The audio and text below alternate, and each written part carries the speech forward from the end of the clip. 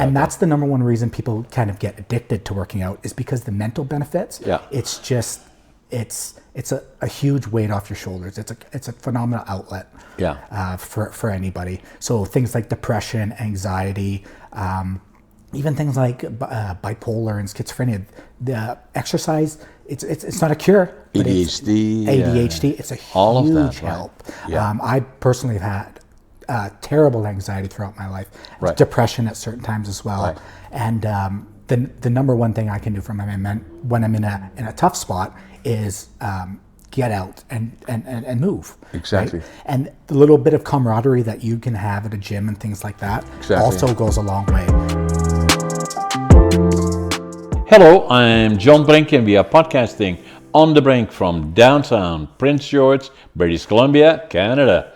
And for all those people that think, oh, we know Canada, we know British Columbia, where is Prince George? Well, we are about 500 miles, or for our European friends, 800 kilometers north of Vancouver. Amazing, amazing city and region, wildlife, lakes, it is paradise. Today we have a very special guest.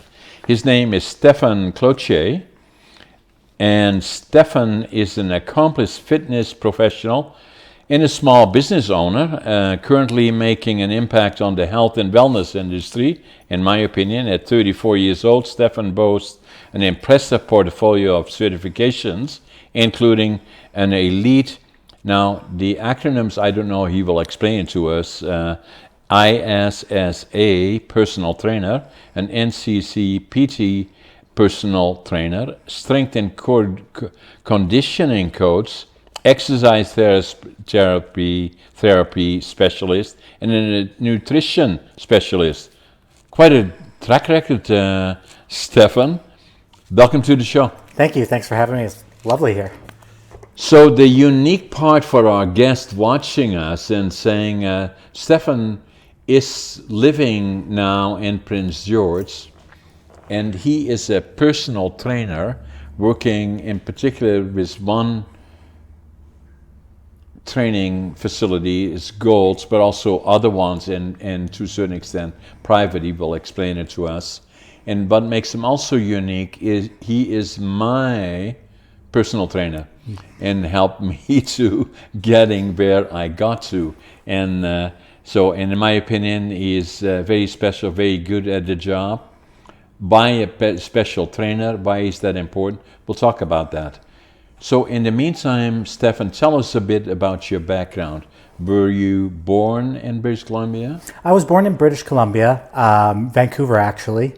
In Kitimat at the time, which is where I was raised, they told my mother she couldn't have a natural birth after a C-section. Okay. It's just a small town, just a few doctors, Right. which is not true, but they didn't know that at the time. Right. So they got sent all the way to Vancouver. Oh, wow. And then once they got there, the doctor said, no, that's silly. Of course, you can still have a natural birth after Right. a cesarean section. Right. So technically, I'm born in Vancouver, even though I've never lived any of my life there. Right.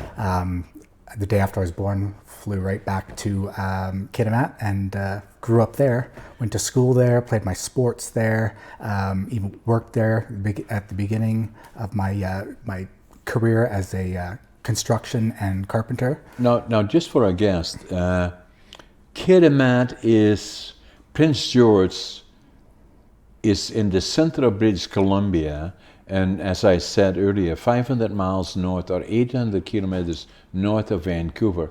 That puts us in the middle of British Columbia. British Columbia, big province.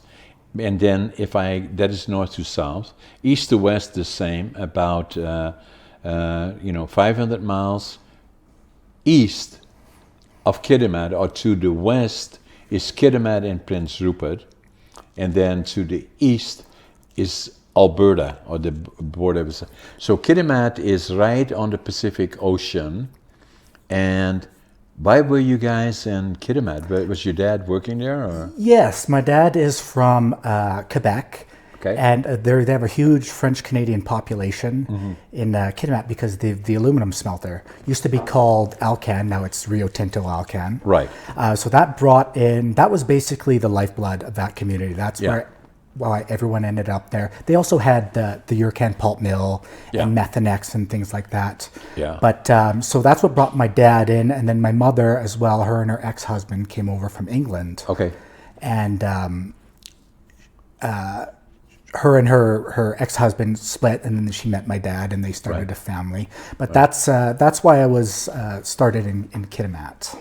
So the other thing with Kitimat now in Prince Rupert, a lot of pipelines are going in there with LNG, and it's an area that, although part of the province of British Columbia, I'm affected by that, is a lot of it is lumber industry, and that's kind of not having a very good time right now. But oil and LNG, liquefied natural gas, is very, very popular, and major pipelines are running through the province of BC, and and then being stored or further shipped in boats and all kinds of other vessels to around the world. And so it has become a very, very busy Kitimat and Prince Rupert. Now, the other thing I should mention, correct me if I'm wrong, I was born in Holland in 1940, and a lot of people say to me, but it's so special about Holland. Well, it's a small country, for one. Much smaller than people can even imagine. It takes 2 hours going from north to south, 2.5, 3 maybe, and east to west about the same. And there's about 18 million people living there in Holland. And they say, well, what's it like there? I said, well, Holland, the difference between winter and summer is the rain is colder in the wintertime. Now, the one thing that I already know about Kitimat and Prince Rupert, it rains a lot. Non-stop. And Rupert's even worse. It's worse, yeah. And right on the coast too, even though we don't get the temperatures as cold as Prince George does, Right. minus 20 there feels like minus 40. Like it cuts does. right through you. Because that's what you get by... Right on the ocean. And that's why Kitimat's such a good strategic place, as well as Rupert. They're right on the ocean. Right. Rupert's a little better because they're not in a channel, so Right. it's open ocean right away. Yeah. Whereas Kitimat, you have the Douglas Channel. Yeah. But that's why places like Alcan and Urcan and Methanex, they all set up there in Kitimat and became quite the hotspot for industry. Even though it's a small town, it's very industrial. Yeah.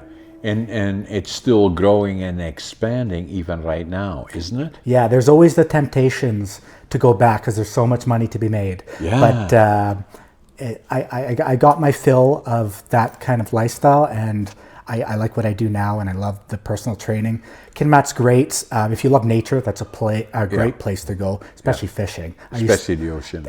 In the summers, between school, I would fish daily. It was just an awesome thing to do. But hiking and anything nature oriented, Right. Kitimat's a great place. So you got your education there. You went to high school and did all the other kind of things.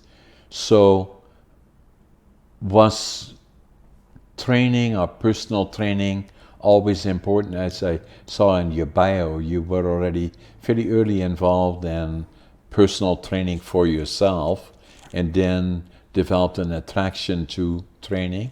Yeah. So I was always involved in a lot of sports. Very fortunate my dad was an athletic guy, so he always got me into, I was in hockey, I did soccer, I did lacrosse, boxing, he would take me skiing. Yeah. So I did a little bit of everything. That kind of an environment. That was always a good hobby for me. And it was taught me a lot of social skills. I think it's, team sports are so important for that. There's no question about that. And then about 16, I ended up breaking my collarbone just playing football in the schoolyard. Okay. The way I fell, I was twisting, snapped the collarbone. So I ended up, and that was just at the beginning of the hockey season, so I couldn't play hockey that year. Right. So I didn't play any sports. I ended up focusing kind of on my studies, did really well in school, but I needed some kind of outlet to do. And when I turned 18, I thought, okay, well, now I'm going to go get in shape. I'm going to go to the gym for vanity reasons, which is why most people get into it in the beginning. Yeah. And then we evolve into more other goals.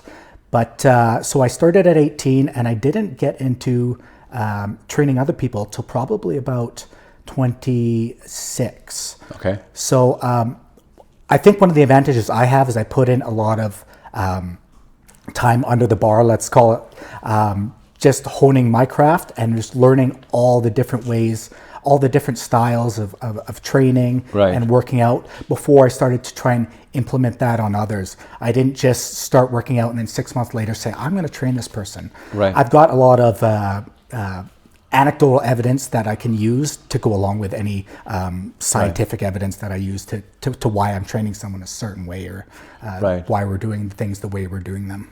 So did you start your training in Kitimat of others, or did you at what point did you make it a profession?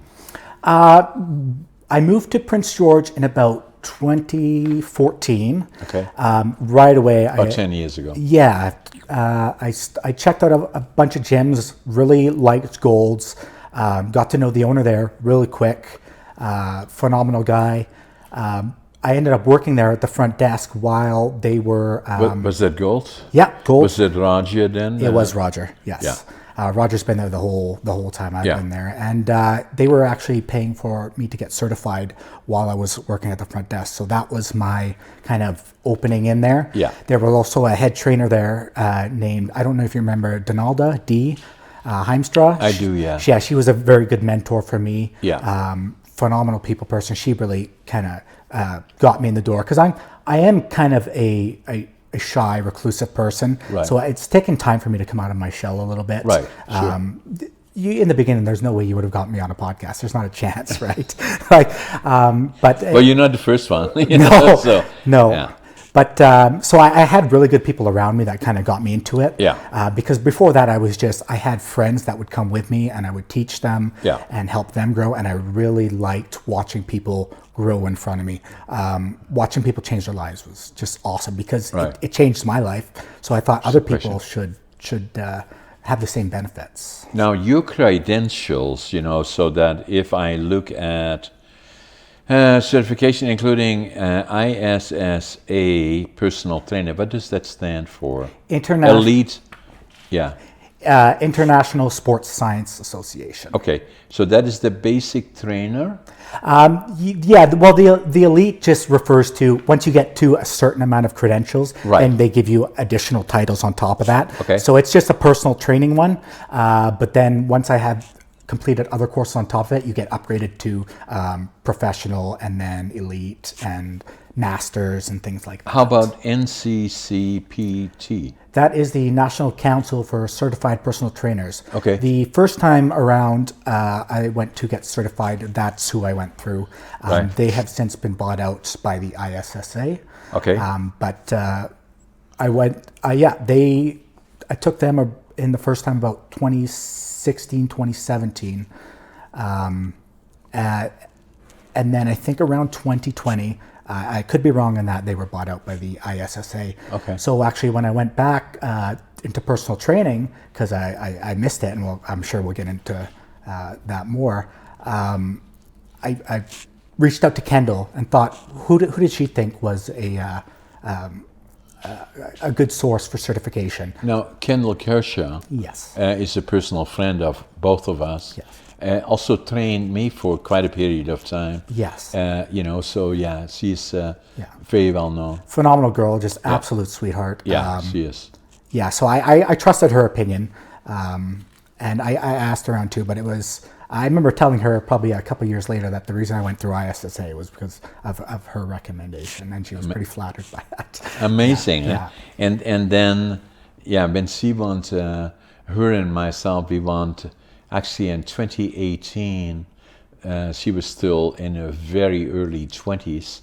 We went competing for the provincials, bodybuilding and physique, and I think she was doing bikini, and so she was in her early 20s, and so I helped her there and get there, and then she was the youngest, I was the oldest competitor because I was well into my 70s then. Yeah. And we both were quite successful actually.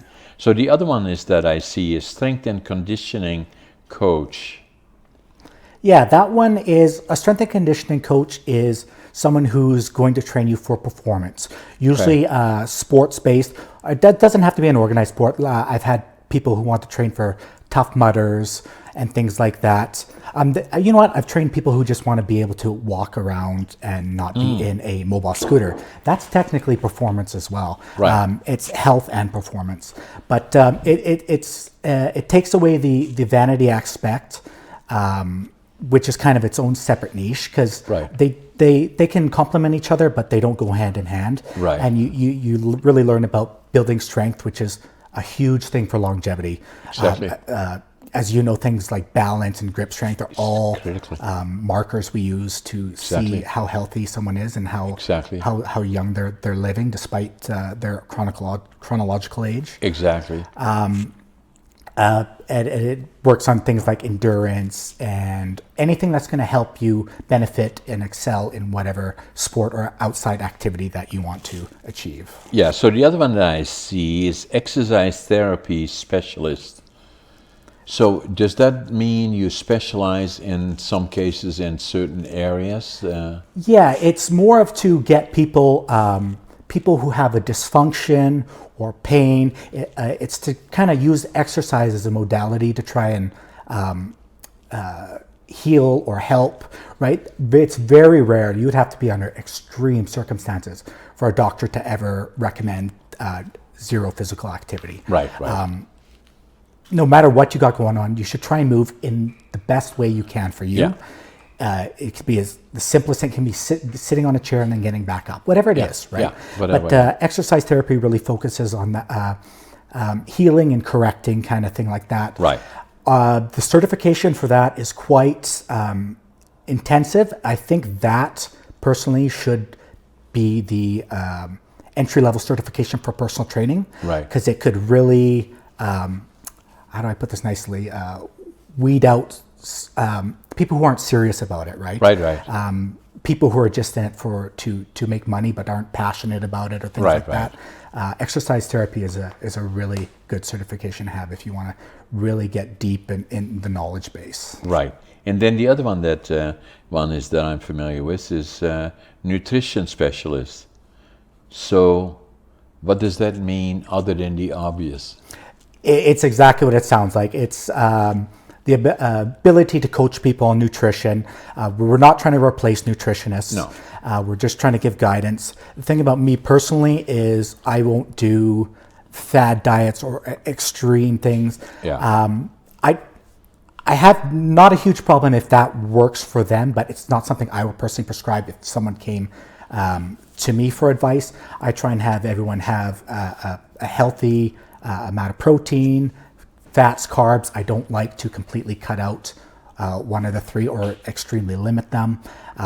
I know there are popular diets right now. Carnivore's popular, Right. Keto's super popular, and Right. then the opposite too is vegan's popular. I like to not completely cut out a macronutrient. Right. I won't starve people. I won't do things like that. A lot of times in this industry, there's a huge, and it's more, you'll see it more online than in person. You're not going Right. to see it in person in Prince George.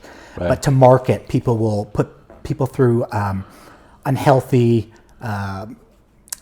strategies that are going to get a quick result for a photo that they can post online. Right. But A, it's not sustainable, and B, there might be health Issues. repercussions for that. Yeah. So that your specialty is then just to get a feeling of a lot of people that, including myself actually, initially, way back then,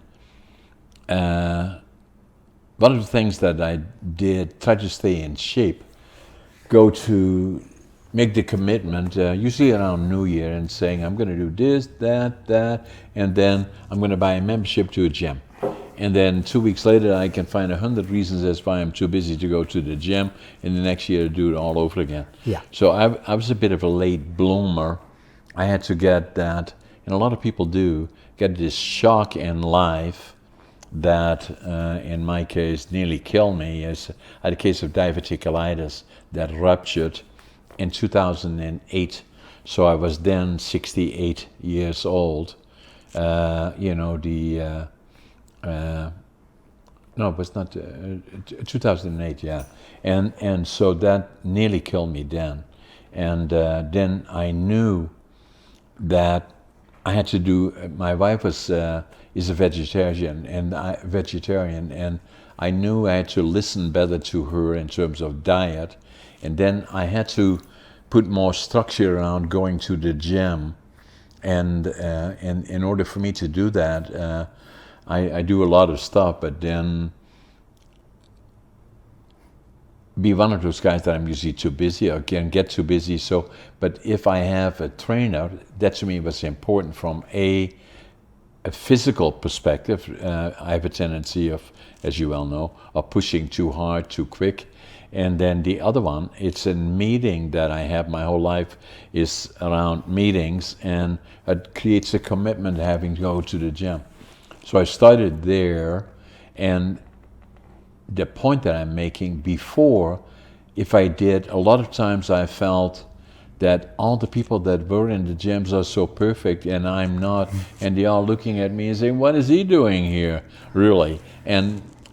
But a lot of people are still intimidated by gyms, and that's why it's so important, you and me having the conversation, because even now, obviously I'm 84, nearly 84, and and I've been going to the gym ever since right after my diverticulitis, and having that since 2009, nearly 15 years. I've been in the gym, slight interruption during COVID, but otherwise I've been involved in physical fitness, and but then gradually, by having a trainer that gives me the confidence, at least if I see all those machines, then before I had a trainer, I don't even know how to sit on them, let alone what to do with them. And even now, a lot of times I see people that are on machines and saying, "Oh my God, they could hurt themselves or doing it the wrong way." So there is, in my mind, a huge benefit to having a trainer, and especially a good trainer.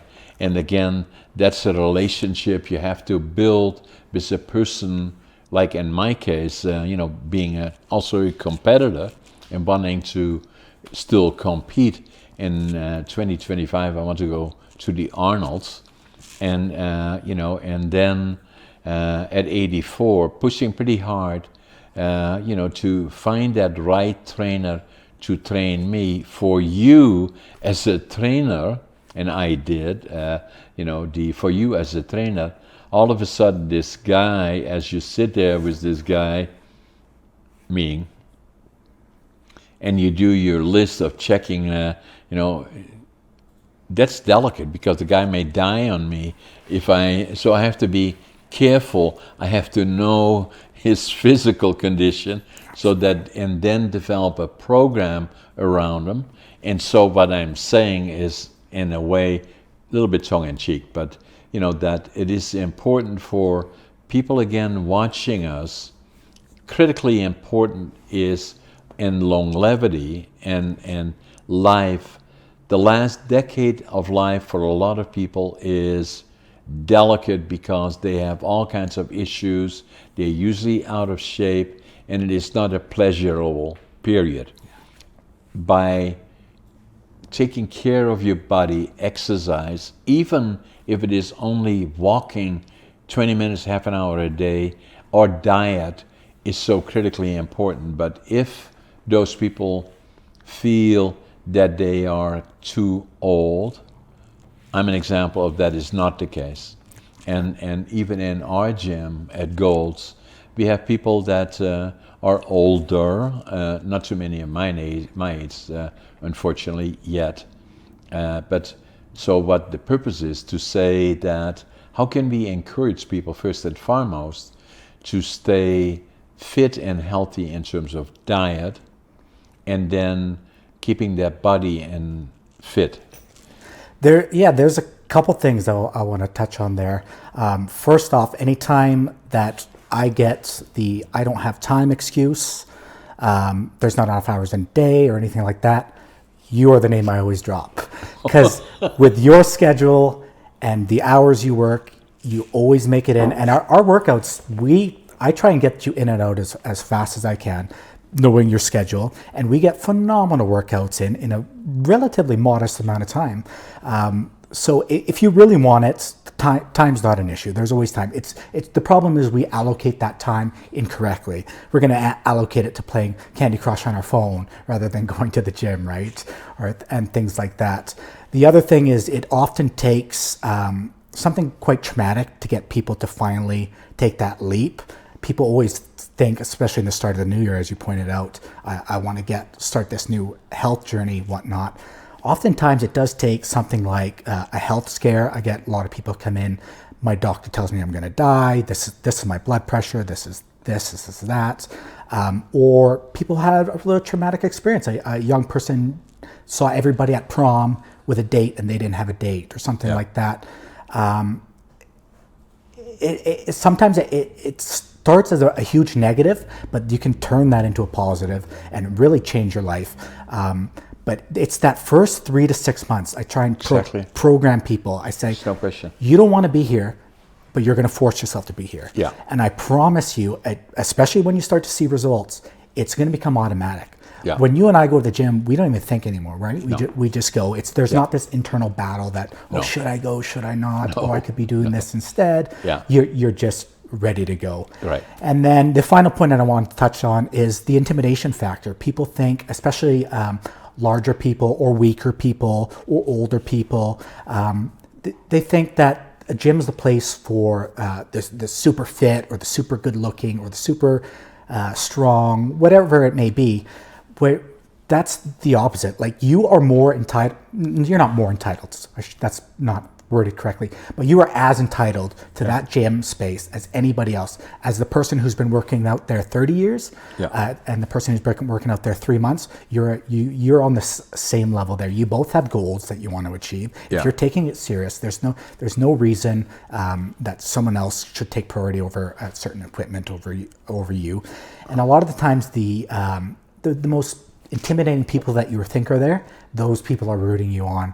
It never fails. You see the big guy in the corner grunting away, or the guy who's got tattoos, or the girl who's done her bikini show, whatever.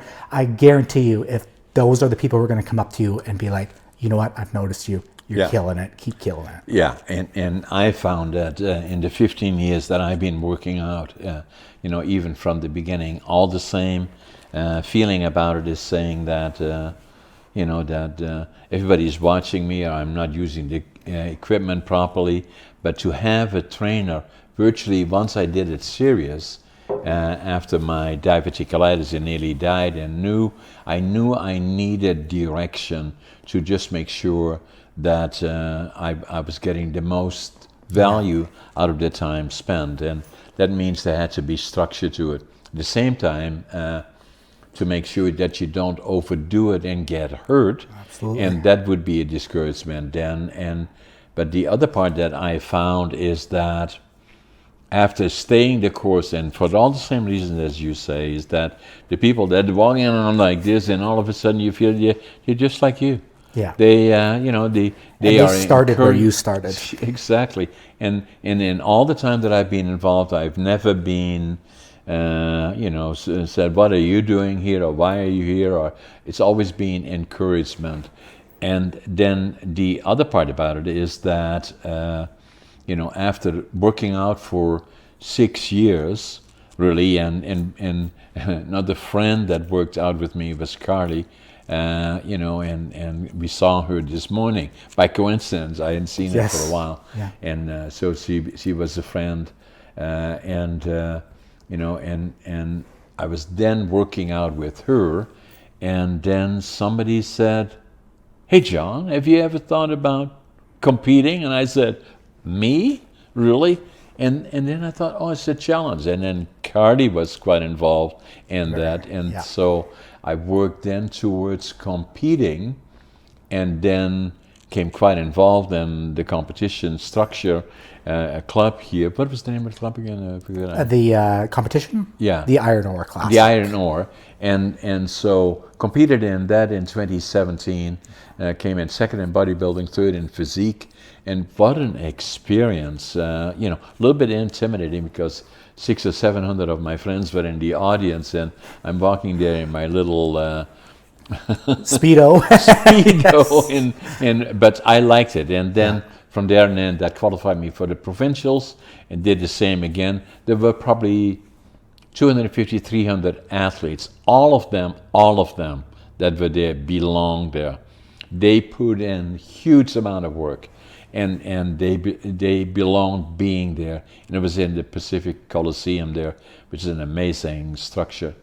And then came in successfully there, and actually Kendall was with me then too, and she competed very, very successful.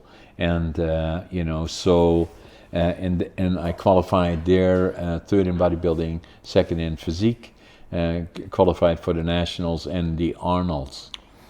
You're the kind of person who, as soon as you hear that there's this glass ceiling, we knew you're going to shatter it, right? Because as soon as he said, "Hey, you should do a bodybuilding show," and you're thinking, "Oh, I can't do that. I'm at this age." Wait, yes, I'm going to do it. Yeah, and that's just the way you are. You're a special a percentile of clients that we actually have to slow down and hold back a little bit, right?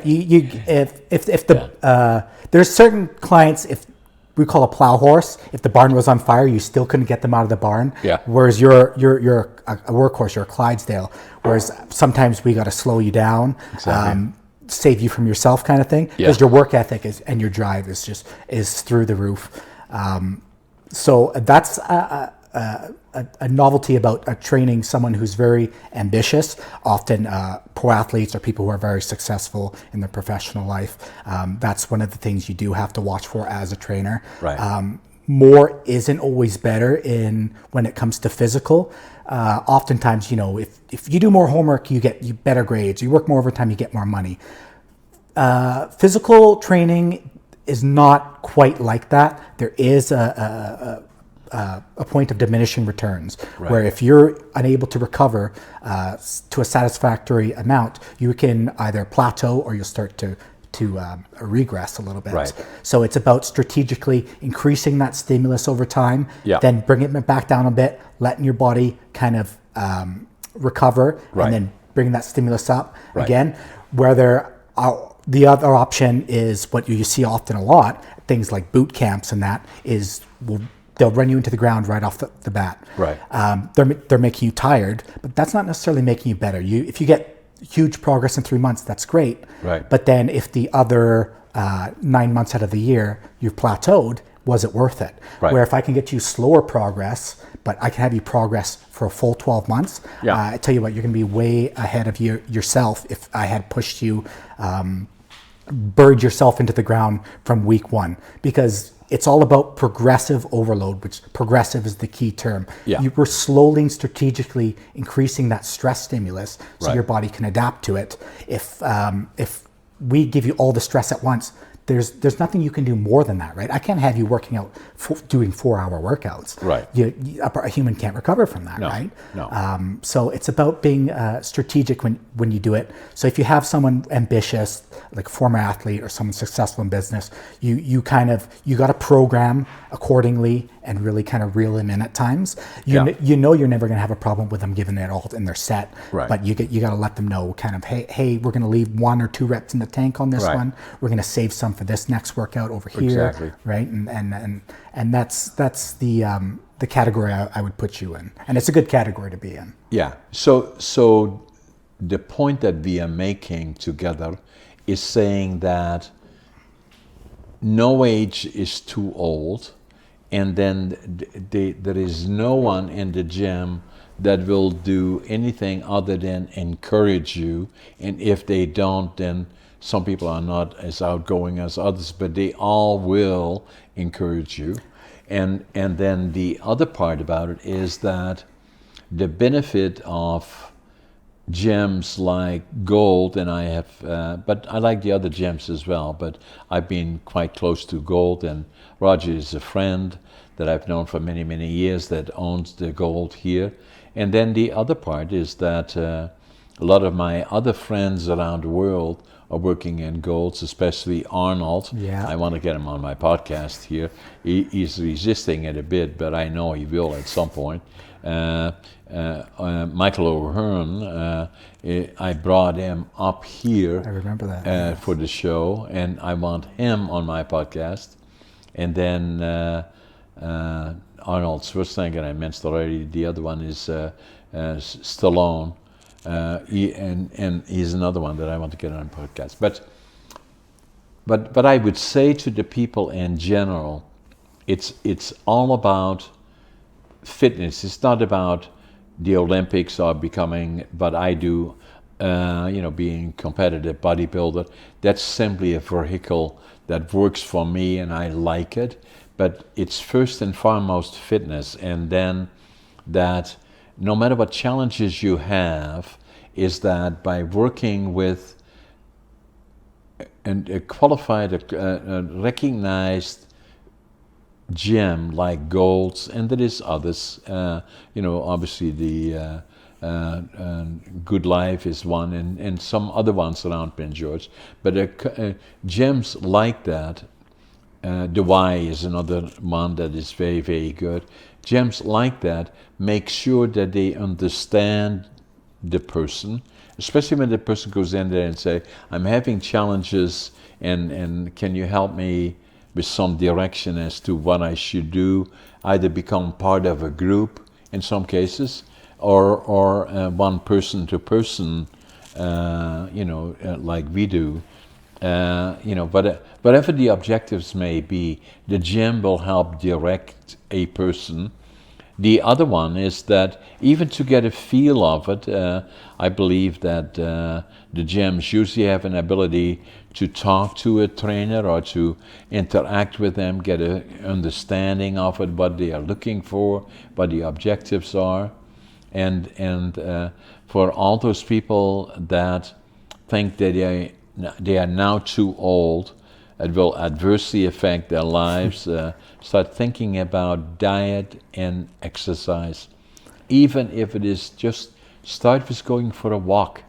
20 minutes a day, half an hour if you can, just keep it up, and then all of a sudden at some point you start realizing, I feel better, starting to feel good.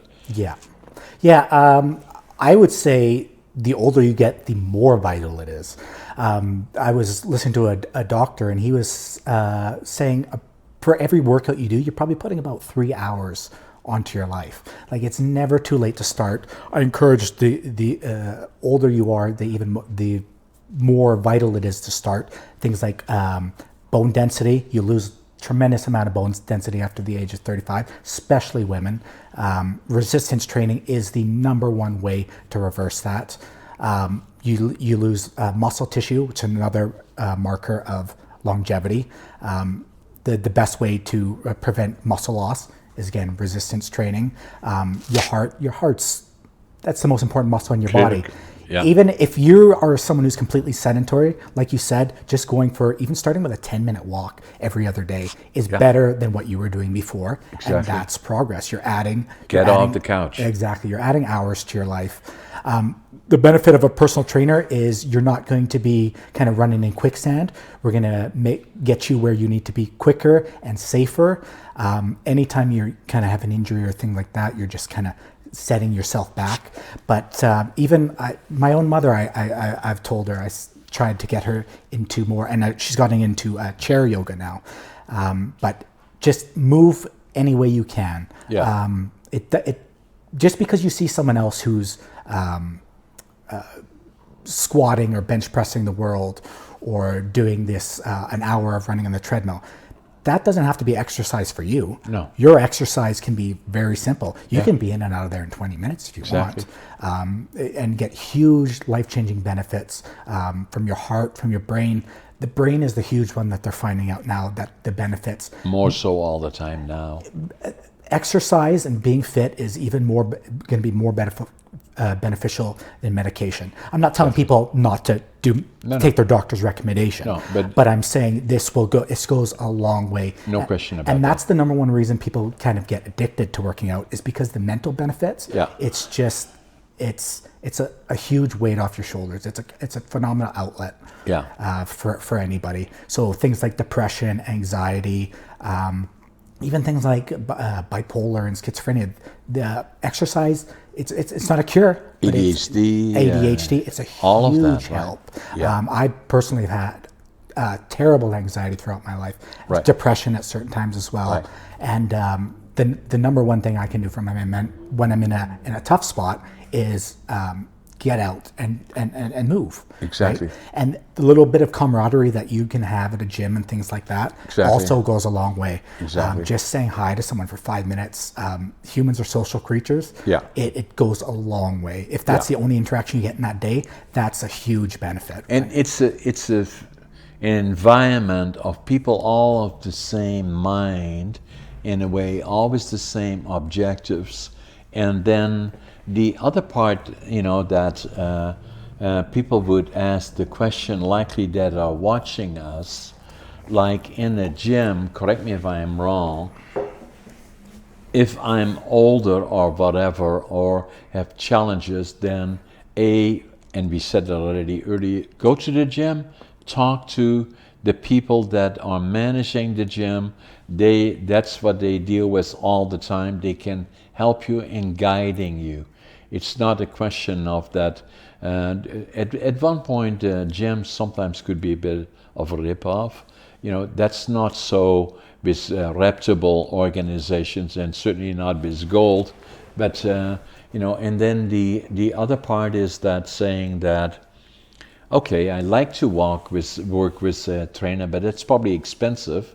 But there's no reason, correct me if I am wrong, that you can say, okay, what do you like to do? I like to go to the gym, start slowly, start walking, see the benefit, then from then go to a gym, maybe go to the gym twice, and maybe go meet with a trainer once an hour, and then do some other workout on your own, talk, interact, and then maybe every 2 weeks you want to have a trainer for an hour or 2 hours, or they can gradually bring you in to become more knowledgeable about what you should be doing. Absolutely. And then at some point, if you, like in my case, don't use me as an example, because I do this for the purposes of that.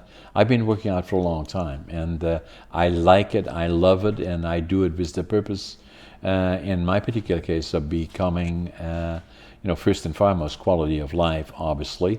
Longevity is part of my life, and then, but the other one is, for competing. I'm one of the oldest competitive bodybuilders in North America, and so I like that. That's a challenge to me. And every time I go to a gym, especially when I'm with you, you already know the program, you follow it strictly, you guide me, you know what I can do, you understand me as a client from a health perspective, but also from where I need to go, whatever that may be, to other clients that are considering that. It's not a question of do you go there and they tell you do this, that, and no. It becomes, and if you wish, an analysis of what you can and want to do and what the objectives are, and that's the purpose of a trainer. Yeah, get your foot in the door.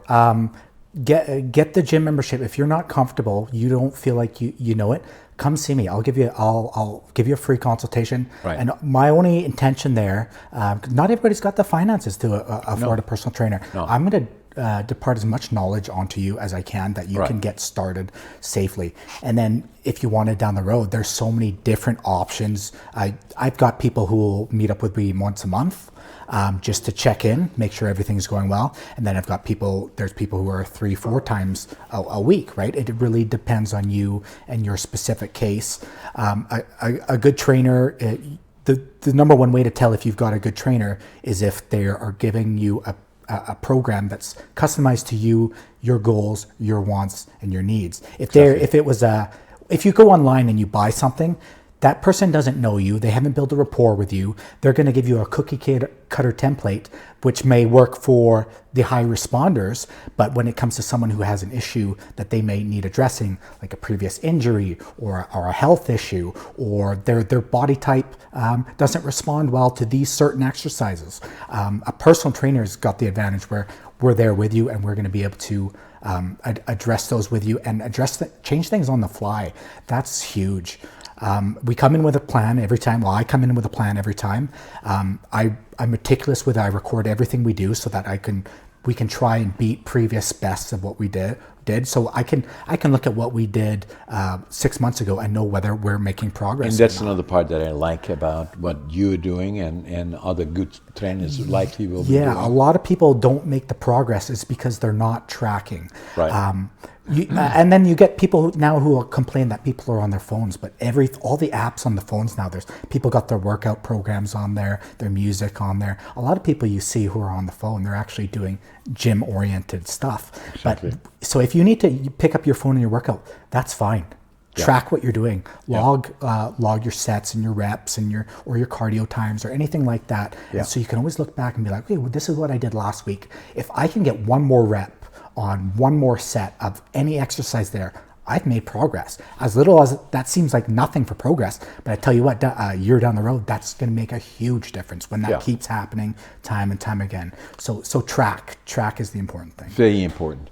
So now the other part of the average gym, I'm not talking about anyone in particular, maybe Colts would be an example, but the other ones likely are the same, correct me if I'm wrong, is that the age from young, what is usually the age?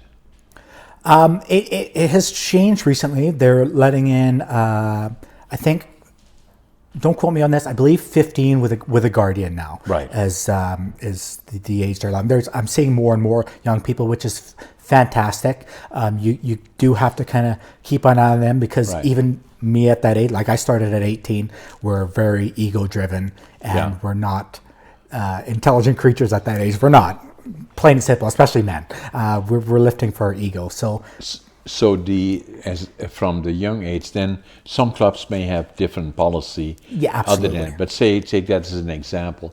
There is no old age, so that, well, I'm an example already. I will be 84 this year. And then like for most trainers, they would work in that category, correct me if I'm wrong, and then male and female, is there some trainers that specialize in only males or only females, or? It tends to be more rare. It's usually clients that are going to dictate whether they want a male or a female. Right. As a male, it is going to be more difficult to get female clientele, and often it's not because of the female clientele. It's friends or partners or things like that don't want them having male trainers. But most trainers are going to deal with both genders. And the thing specifically about training with females is there's always been this stigma that you have to somehow train differently. You can't train as intensely, or you can't focus on big lifts or building muscles, which fortunately that stigma is starting to dissipate. But women need to train very similar to men. In fact, you've got lower testosterone, lower growth hormone. You want to train similar to take advantage of those in order to get the most benefit. And that's going to be training hard and heavy. To get all those benefits. There's certain cases when you're dealing with certain demographics like pregnant women and things like that, postmenopausal women where you have to adjust accordingly. But the big thing I would like to point out is that women don't need to shy away from training hard. If you look back at like an old training video from the 50s or the 60s and you look at it today, you laugh because they weren't allowed to break a sweat, right? Yeah. Now they're in there. They're some of the hardest workers in there are female. I know that. They're crushing it. Yeah. Yeah. Stefan, that was amazing. Now the other part is that I wrote a book, and the book that I wrote came out today, and it is Living Young, Dying Old. And Stefan wrote for us and part of the intro, and I very much appreciate that. And I'm going to give you a copy of the book. Can you read for the record the intro so that people understand? This is a copy for you of the book. Thank you very much, John. And then I gave you also another 4 books for any of your friends that you want to share with. The client I had after you was already asking for one. Oh my goodness. Yeah. So where's the... You're on the top. Oh, here I am, right at the very top. Yeah, it was hard keeping it short and concise because there's a lot of things I wanted to say.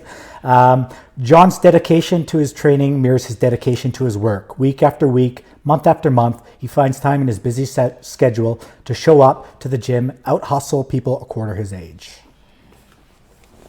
Stefan, it was a pleasure. Now look in the book where the pictures are, because there's a picture of you in here as well.